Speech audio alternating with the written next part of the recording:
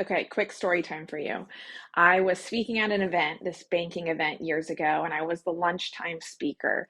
And I spoke, I thought it went really well. I went home, and a few weeks later, I got a call from the event planner at that event. And she said there was something that she wanted to talk to me about.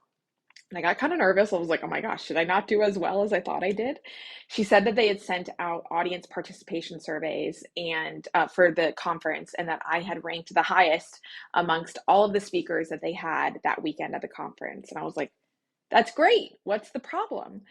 She told me, she was kind of got a little serious, and she told me that they paid me $8,500 to come speak that weekend. And they paid the morning male keynote $50,000 to come speak. She was like, you need to raise your rates. And I am so grateful for that phone call because it really opened my eyes to what people are charging, how male dominated the speaking industry is, and how if women are asking for pay, it's not nearly in the ballpark that they should be getting paid, which is why I started Mic Drop Workshop, my online course and community and resources to help women become professional speakers and thought leaders.